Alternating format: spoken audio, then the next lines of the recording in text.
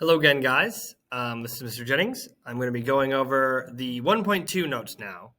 Um, for This will be a much shorter video than the last video. I know that video was long, but the first chapter of book, there's a lot of stuff to cover that AMSCO doesn't go very deep on. So I want to give a chance so you guys could interact with the content, start getting familiar with those themes that you'll become pretty fluent in by the end of the school year when you get ready to take the test. So when we talk about Dar al Islam, we're talking about the world of Islam. One second, I gotta double check what it means. Its translation. It stands for House of Peace. That's what I thought it was. I always thought it was a very interesting way that what they called the Islamic world. It's the House of Peace. And in this chapter, I think it shows that in a lot of ways. So here's our vocab. Again, pause me, write it down, right? And there's only one page this time, thankfully.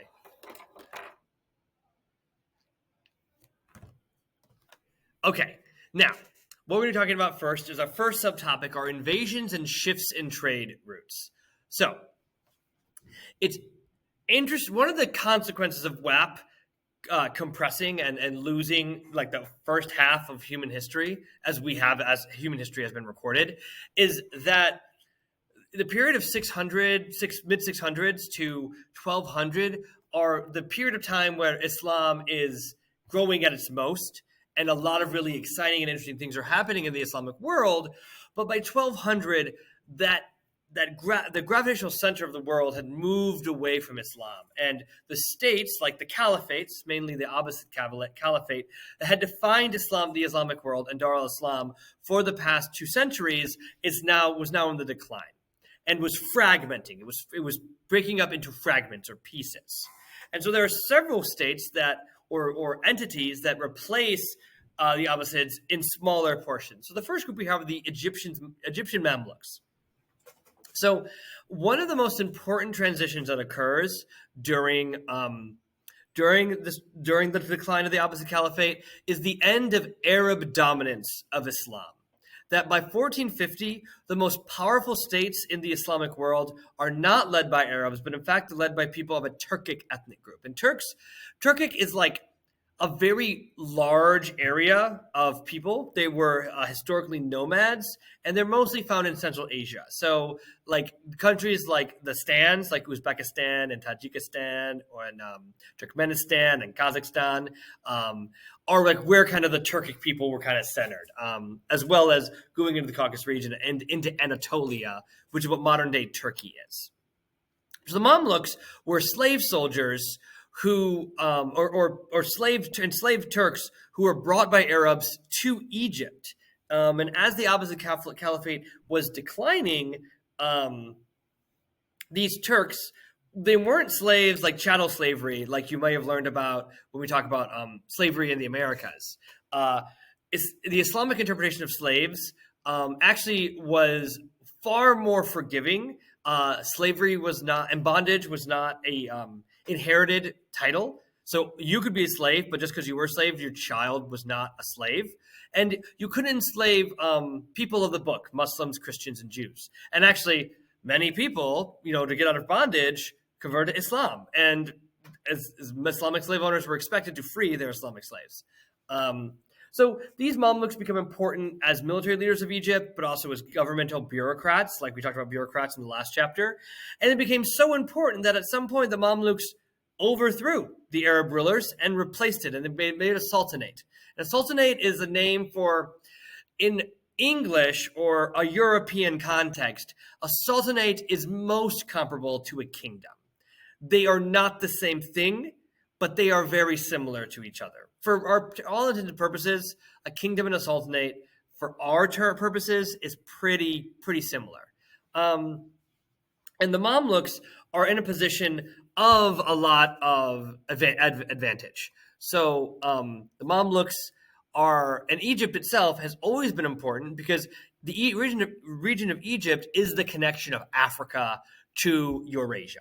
And also, the Red Sea goes up into Egypt, and important ports are in there. Like, oh my God, we'll hear the name of the town at the moment. But This also links to the Indian Ocean trade that will become only more important as you learn about the period 1200 to 1450.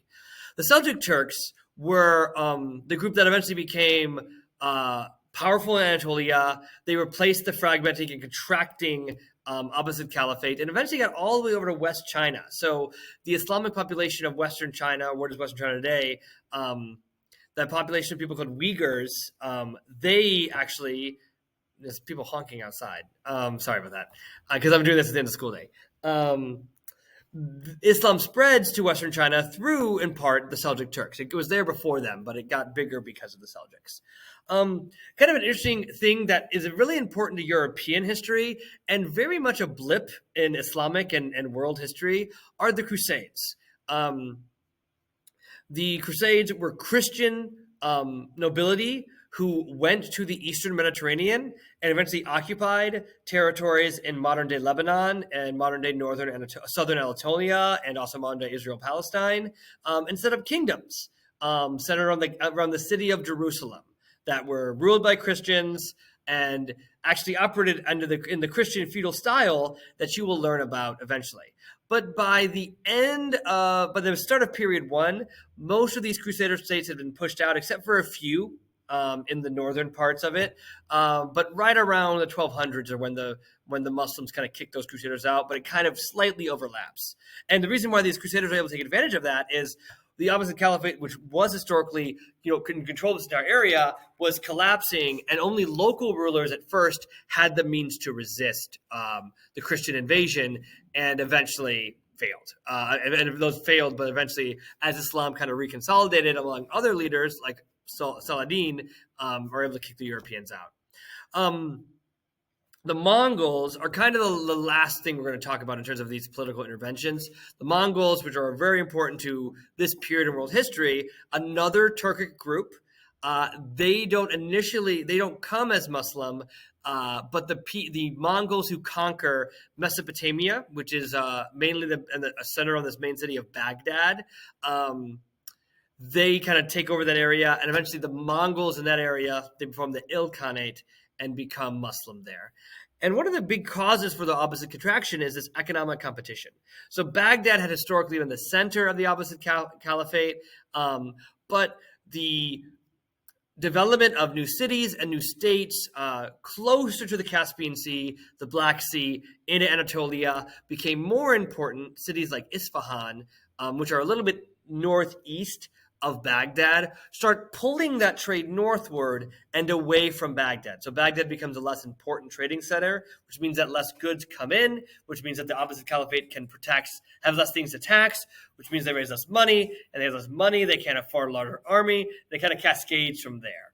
And so the city contracts. And then when the Mongols conquer it, they kind of destroy the whole city of Baghdad or sack it, which causes a lot of damage, and also reduces the influence of Baghdad. The big element here to talk about would be cultural and social life. So what I was just kind of talking about was in the previous slide were that Arabs and Persians were the leaders of the Islamic world historically, and then Turkic peoples replaced them by the end of this period. By 1450, it is Turkic ethnic people who are the leaders of the Islamic world. The states we're going to talk about in the succeeding period, in period 2, like the Safavids and the Ottomans and the Mughals, are all people of Turkic descent. Yes, however, these Islamic states, despite having new leadership from a different ethnic standpoint, are still connected culturally and economically, right? So a really important part of Islamic culture is that because Muhammad received his revelations through that get recorded in the Quran, he spoke those revelations in Arabic, which means that God spoke in Arabic through Muhammad according to Muslims. And what that means is that you can't translate the Quran because you shouldn't be translating God's words, depending on if how Muslims see it, if that makes sense to you guys. So Arabic is despite like the Arabic culture or population or ethnicity becomes less prevalent, the language is still extremely important to any state that's Muslim. So there are some cultural continuities. These are things that stay the same or are able to be maintained. So one of the most important things that Islamic scholars do is, because they kind of have their fingers in the pie of all the areas that are on the periphery of Dar al Islam, like Europe, like Africa, like East Asia, like South Asia.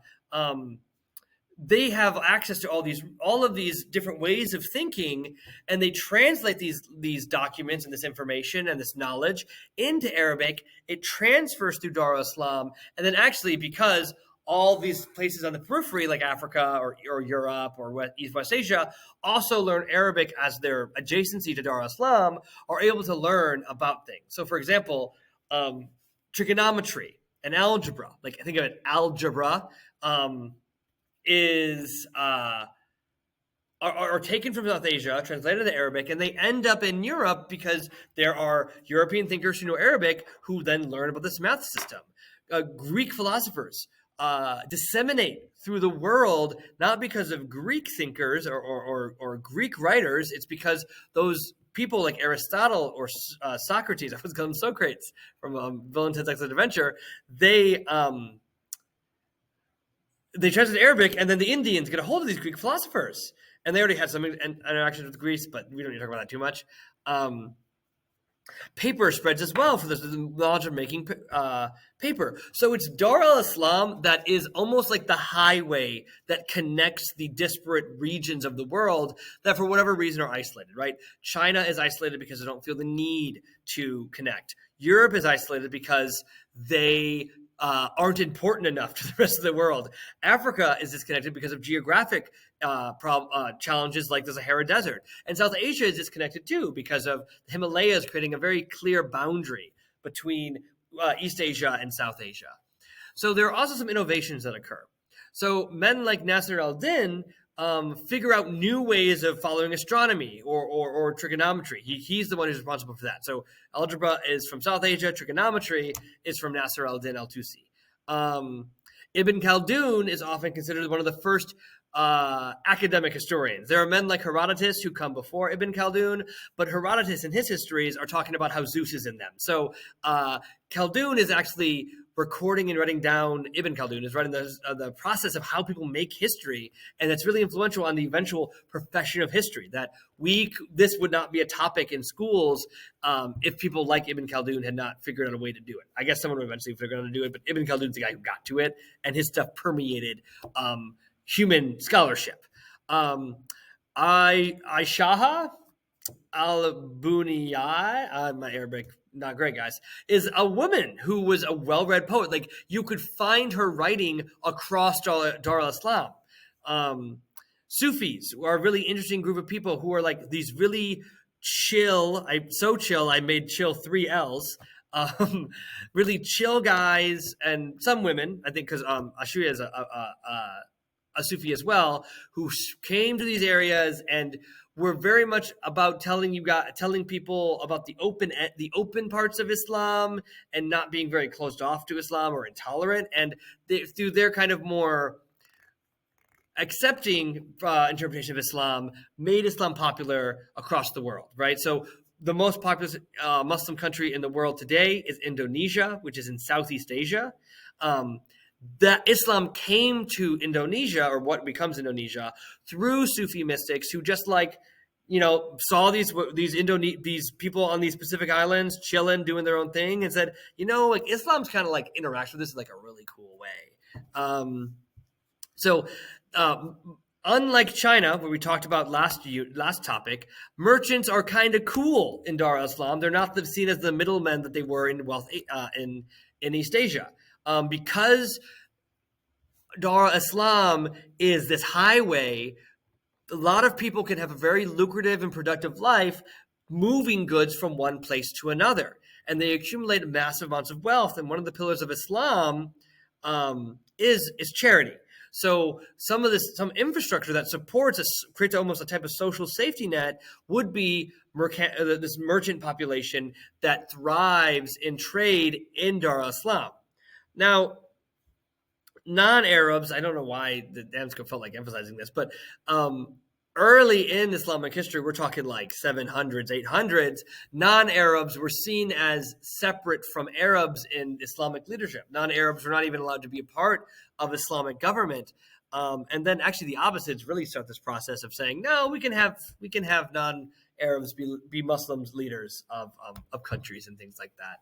So finally, slavery is also something I kind of touched on a little earlier. It's allowed in Islam, but it's not chattel slavery. You don't inherit slavery. Most slaves came from two places, East Africa and Russia. So these Russian slaves, they're all doing the same kind of work. They were working in farms as agricultural laborers, sometimes working as bureaucrats, right? We talked a little bit about the Seljuk Turks. Those were slaves or Mamluks as well. That a kind of comparison to chattel slavery that we'll talk about more in depth when we get there in period 3 is the kind of labor they're doing was very specific. Some kind of, either it was like agricultural, cash crop production, or house domestic work. The slaves that worked in Dar al Islam did many different things. Often had a great deal of political leverage, even though they were owned people. They really had different lives too. That the kind of torture that enslaved Africans experienced in 1450 to 1450 to 1900s is not the same thing. Now, also, a kind of interesting thing that I want to talk about is women would be enslaved. Non-Muslim women could be enslaved by Islamic men, and in a lot of ways, non-Muslim enslaved women had a kind of independence that married women in Islamic societies did not. So, like a married woman, when a woman gets married in many Islamic cultures, they become restricted to the domestic sphere. Like, for example, something you guys might be familiar with would be veils or hijab. Women wear those head coverings when they're out in public. They're not wearing them in their home, right? In the domestic sphere. Their families can see their hair and how they look. They just keep the other outside of that covered, right? Where in Dar al Islam in this period, that was less the case in the public sphere. Enslaved women could actually be uncovered and things like that.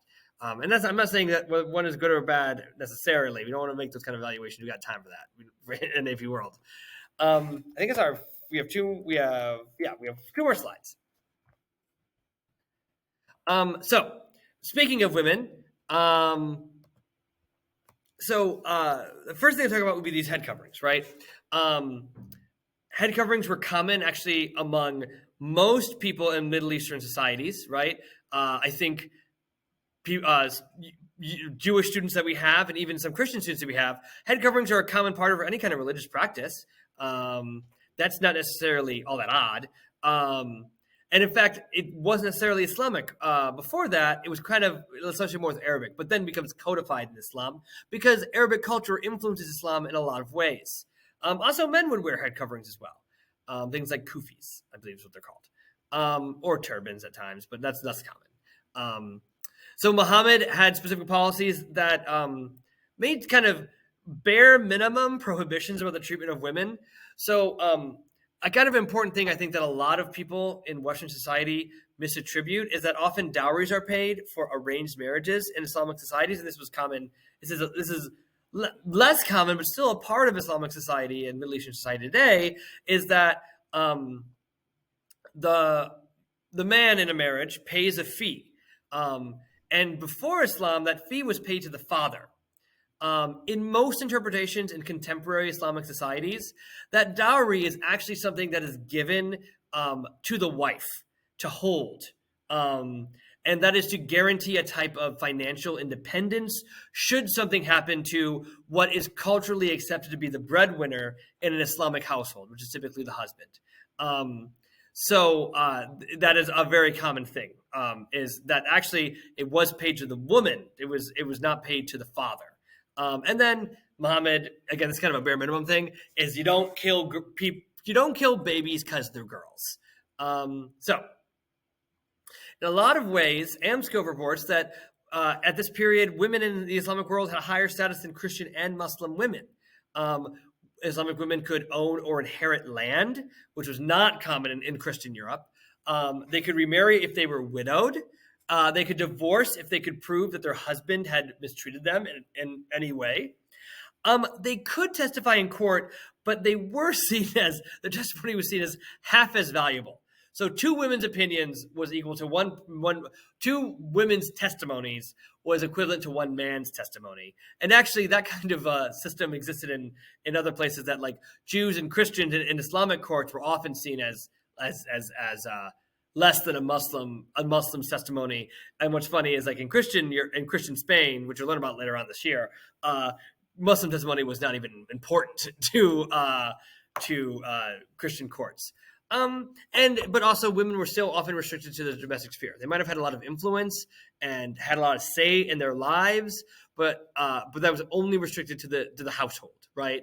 They might be the ones who are chief in raising their children and decided how their children were raised. They would decide kind of how the house looked in many ways. But they often could not leave the house. And so in our paradigm of what it means to be independent, we would not call Islamic women in this period independent, but also most women across the world in period 1200 to 1450 didn't have much independence either. So final thing that Amska wants to talk about is Islamic rule in Spain. So the vibes are really good in Al-Andalus. So Iberia, which is what we call Spain today, Spain and Portugal, was conquered by the Muslims in the sixth century. By the 6th century, most of Spain is under Islamic control. They're pushing into Western Europe. They're stopped at the Battle of Tours, which is in the town is called Poitiers today, and that's like if France is a hexagon, Poitiers is like middle to the little bit to the southwest of the center of France. And so that pretty much stops Islamic expansion, and they kind of settle and make a kingdom in Spain. And it's kind of cool in a lot of ways. All the different minorities that predate Islamic conquest are given a lot of tolerance. And because they're a part of the Dar al Islam, the trade network that's connected to South Asia and Southeast Asia and East Asia means that goods get to Islamic Spain that do not penetrate into Europe, because in a lot of ways, Europe is shielded in by this Islamic world in Cordoba, as well as the Byzantine Empire to the east. And what I mean by tolerant, it's always relative, right? That in most democratic societies today, people are legally equal based on their religion. Like you're not treated like legally different because you're Muslim or Christian or Jewish. You're maybe culturally treated differently. And that's good, and that's better than what was going on in Islamic Spain.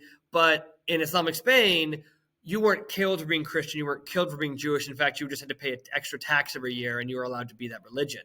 And also, you often got like privileges, like you wouldn't be compelled to like fight in a levy in a military. In a lot of like if there ever was some kind of like levy en masse to fight against some kind of foreign invader or even a local war.